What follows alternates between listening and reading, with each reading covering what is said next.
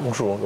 Alors vous êtes une des personnalités internationales de ces rencontres économiques d'Aix-en-Provence, ivoirien, vous avez fait vos études en France, puis vous avez été à Londres dans le monde de l'assurance et vous êtes depuis donc le 1er juillet le nouveau directeur général du Crédit Suisse.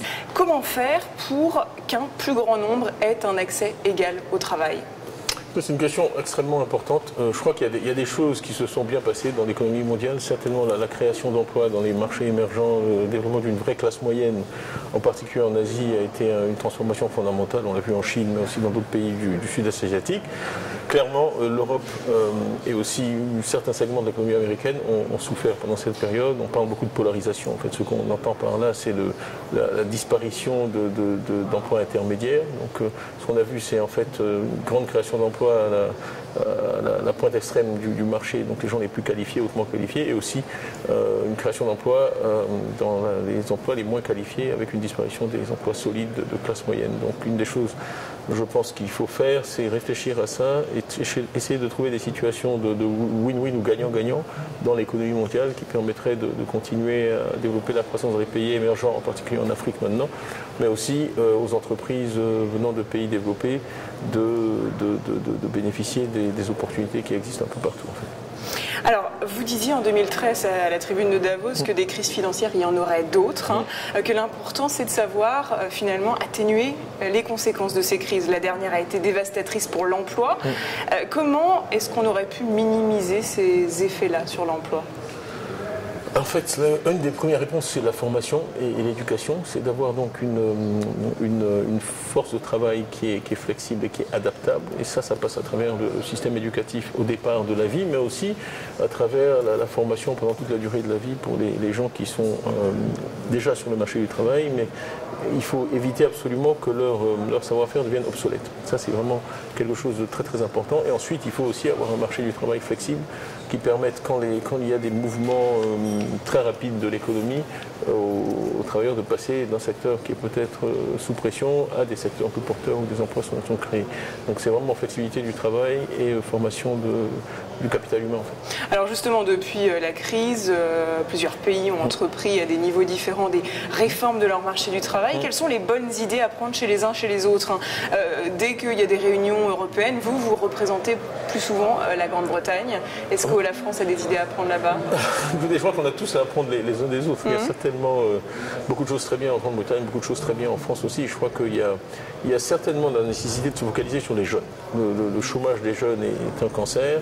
La précarisation du travail des jeunes a été très très difficile. Donc ce qu'il faut faire, c'est vraiment faciliter leur accès au marché du travail et faire tout en fait pour que les jeunes ne soient pas exclus.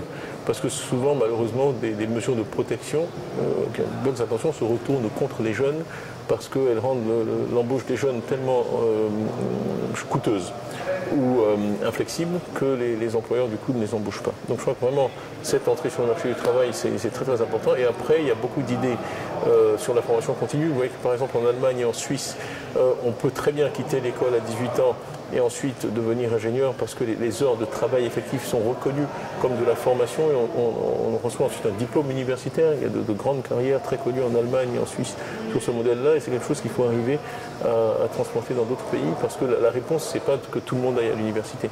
La réponse c'est que tout le monde continue à apprendre pendant toute sa carrière. Est-ce qu'il faut jouer sur le coût du travail ? Est-ce que vous trouvez que les efforts entrepris en France ne sont pas assez ambitieux ? Je ne suis pas de très près la situation française, mais je pense que les efforts, en tout cas que je vois, vont dans la bonne direction, qui sont d'essayer d'introduire plus de flexibilité. Vraiment, le mot-clé, c'est la flexibilité, qui est vue par certains comme l'ennemi du travail. Pour moi, la flexibilité, c'est l'ami du travail. Elle est créatrice d'emplois, pas destructrice d'emplois. Je vous sais très admiratif aussi du système américain, créateur d'entrepreneurs innovants. L'Europe, elle est en panne, selon vous, dans ce domaine de l'innovation ?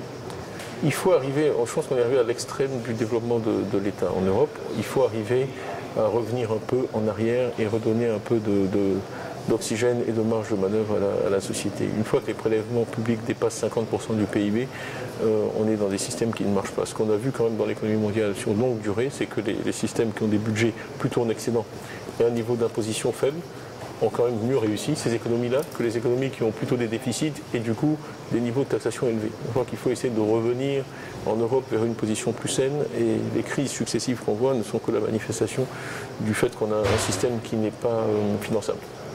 Dernière question, vous disiez qu'à part McKinsey, aucune entreprise française ne vous avait proposé de travail.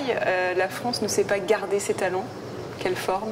Je pense que c'est un sujet pour tout le monde, bien au-delà de la France. Tous les pays aujourd'hui sont en compétition pour le talent. Et donc je crois qu'il faut vraiment que tous les pays soient ouverts au talent d'où qu'ils viennent. Tidjane Thiam, merci beaucoup. Merci d'avoir répondu à nos questions. Merci.